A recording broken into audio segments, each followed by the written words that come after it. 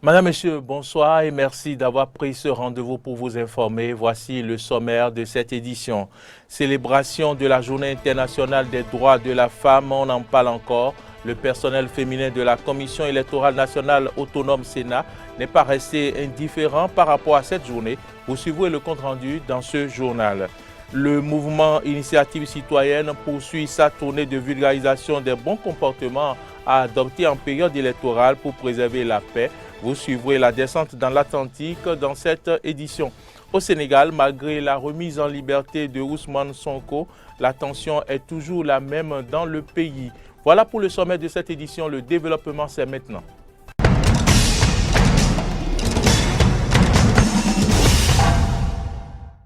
Merci de votre fidélité à Eden TV et bienvenue dans ce journal. Nous ouvrons cette édition par un entretien que le ministre porte-parole du gouvernement a accordé aux confrères de la télévision nationale à propos de l'arrestation de l'opposante béninoise Rekia Madougou déposée en prison le dimanche 7 mars 2021. Il s'est prononcé sur la procédure d'arrestation. Suivez ici le ministre Alain Orunla, porte-parole du gouvernement.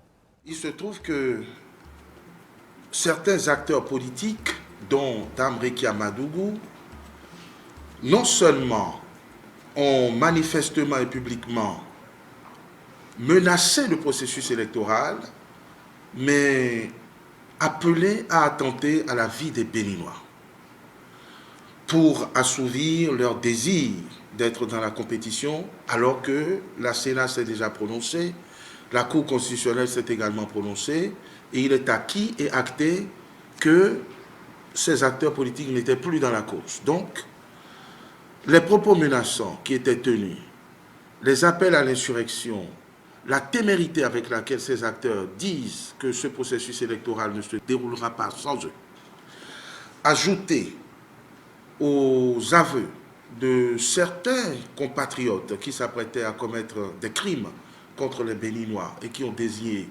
Madame Rekia Madougou comme leur commanditaire, a amené le procureur spécial à se saisir de ce dossier puisqu'il s'agit de dossiers relatifs à des actes de terrorisme, à des actes attentatoires à la vie des Béninois, puisqu'on a planifié des exécutions en série. Voilà ce qui justifie l'interpellation puis la mise sous mandat de dépôt de Madame Rekia Madougou, qui n'est pas dans la procédure pénale perçue comme un opposant, ce n'est pas le lieu d'exhiber sa qualité de mouvancier ou d'opposant, mais de mise en cause dans une infraction très grave de terrorisme, prévue et punie par les lois de la République, étayée par des aveux circonstanciés effectués par un certain colonel à la retraite et un autre collaborateur, vous les connaissez, il s'agit de Georges Saka, dont on a établi la proximité avec Dame Rekia Madougou et d'un colonel à la retraite, Mama Touré, qui ont admis avoir été approchés, avoir été payés pour exécuter des hommes politiques et créer une psychose dans le pays. Le gouvernement qui suit cette affaire avec la plus grande attention pour la protection des Béninoises et des Béninois et pour la sauvegarde d'un processus électoral que nous voulons paisible et apaisé, ce gouvernement se devait de ne pas laisser passer, puisque nous avons déjà averti et que nous avons été interpellés par l'attentat perpétré contre notre compatriote Ganiou Soglo et dont nous cherchons toujours à élucider les circonstances de sa commission. C'est pour ne pas avoir à déplorer une fois de plus de tels attentats qu'on a pris les devants et qu'on a voulu que les lois de la République soient respectées et que l'on prévienne suffisamment afin que jamais ça n'arrive des attentats contre le peuple béninois. Toujours au sujet de l'arrestation de Rekia Madougou, le ministre togolais des droits de l'homme, Christian Trimia, a réagi dans une interview à Paris, publié le dimanche 7 mars 2021 sur l'affaire relative à l'arrestation de l'opposante béninoise Rekia Madougou. Interrogé sur ces faits, le ministre a laissé entendre que cette affaire, je cite, relève de la politique intérieure du Bénin avec lequel le Togo se doit de garder de bonnes relations diplomatiques et amicales. Les questions électorales étant des questions internes au Bénin, le Togo ne saurait s'intégrer dans les préoccupations de politique intérieure d'un pays voisin ami. Je vous l'annonçais en titre, le personnel féminin de la Commission électorale nationale autonome Sénat a commémoré lundi 8 mars la Journée internationale des droits de l'homme, une première édition dans l'histoire de cette institution. Reportage Samson Oké, Romaric de Vauchy.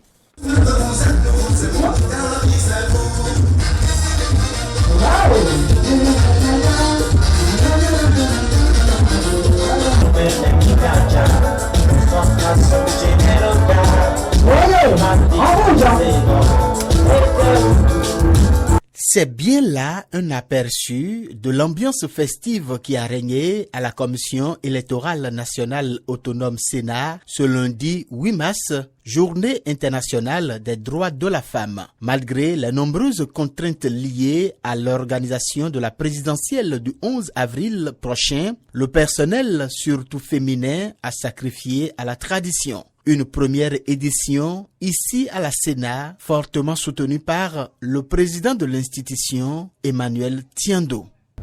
C'est avec un réel plaisir et le sentiment d'accomplir un devoir que je prends la parole en cette occasion où notre institution, la Sénat, sacrifie à la tradition de la commémoration de la Journée internationale des droits des femmes à travers la présente rencontre initiée par nos braves femmes de la Sénat. Nous avons le sentiment d'accomplir un devoir car il s'agit en définitive de valoriser la femme.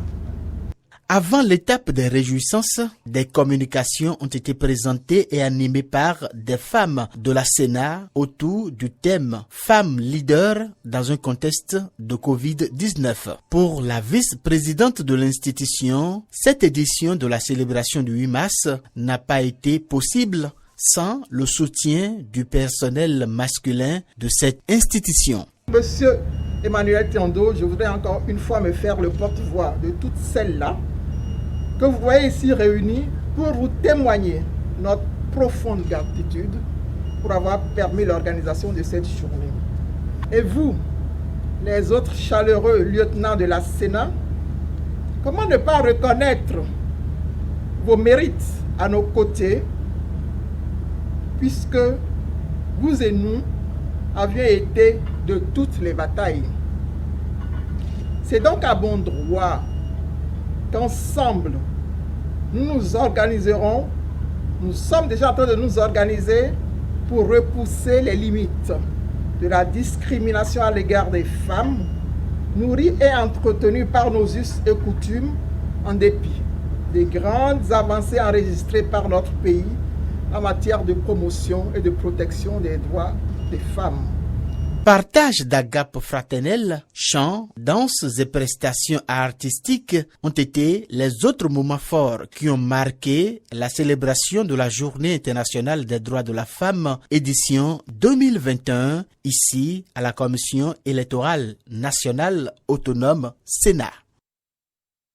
Pour rappel, le Bénin a célébré ce lundi 8 mars, à l'instar des autres pays du monde, la Journée internationale des droits de la femme. Que pensent les citoyens béninois d'une telle célébration? Élément de réponse à travers ces propos recueillis par Clémence Tonoucoin et Romaric de Vauchy. Cette célébration de la Journée internationale des droits de la femme, il faut dire que c'est devenu une fièvre interplanétaire, mais cette journée n'a pas forcément changé grand-chose. Malheureusement, nous sommes dans un contexte socio-économique où il ne résulte de cette journée que des événements festifs et quelques réflexions ça et là qui ne prennent pas forcément la mesure des discriminations auxquelles les femmes font face, qui ne prennent pas forcément la mesure de la fragilité de la situation des femmes dans nos sociétés. Et je vais cantonner mon propos aux sociétés africaines qui, de par leur conservatisme, ne participent pas forcément à l'émulation ou à la valorisation des droits de la femme. Ce que je peux dire en note d'espoir, c'est d'interpeller toutes les personnes, sinon toutes les parties prenantes, qui interagissent dans la société à considérer sincèrement la femme d'abord en tant qu'être humain, ensuite de lui accorder les mêmes droits que les autres composantes de la société, et dès lors qu'on appliquera l'égalité entre les sexes, l'égalité des droits, on pourra véritablement célébrer une journée internationale des droits de la femme. Ce sont les femmes qui subissent, qui supportent les caprices ou bien les souffrances pendant 9 mois avant de nous mettre au monde. Donc il est normal qu'on choisisse un jour pour remercier, pour se rappeler des femmes. Donc je trouve ça normal. C'est une très belle chose et c'est une fête que j'apprécie beaucoup pour donner de valeur à la femme. Si ça n'existait pas, il fallait en créer. Et je suis même pour qu'on fasse de cette journée une journée fériée. Je ne vois pas de masse de femmes en train de célébrer ça, parce que tout le monde est au travail. Je suis de ceux qui pensent que cette journée n'est pas fondée, vu qu'il y a déjà la fête des mères. Le mouvement Initiative citoyenne poursuit sa tournée de vulgarisation des bons comportements à adopter en période électorale pour préserver la paix. Ce lundi, c'est le département de l'Atlantique qui était à l'honneur à travers les communes d'Alada et de Calavi. Voici à ce propos le compte rendu de Ahmed Arekpa et de Denis Marouya.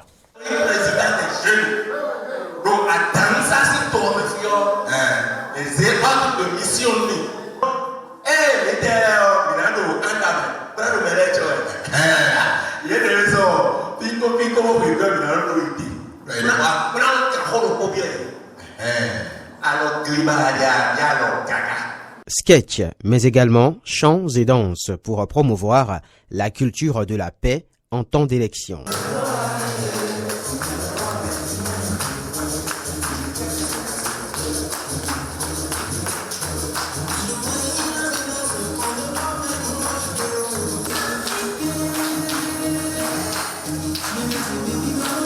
À Alada, le mouvement Initiative citoyenne avait un message particulier à l'endroit des conducteurs de taxi-moto, les M. Nous avions ici, à Alada, voulu vous adresser spécialement aux éminemment de gros vecteurs de communication.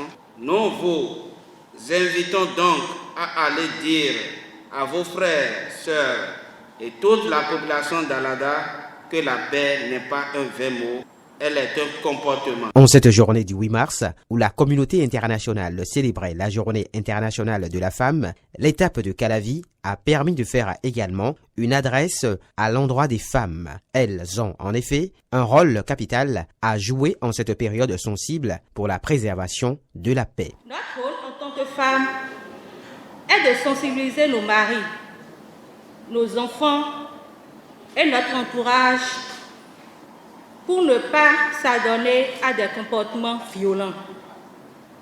Personne ne doit se laisser manipuler pour compromettre la paix. Le vivre ensemble et chacun doit veiller sur cela.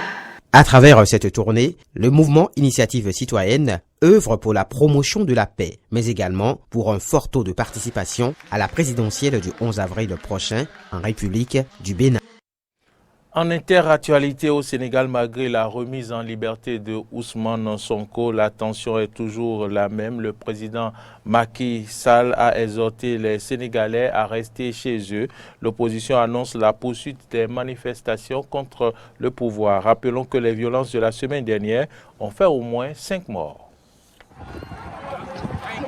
Sous bonne escorte, l'un des avocats d'Ousmane Sonko s'avance vers les partisans du principal opposant au président sénégalais.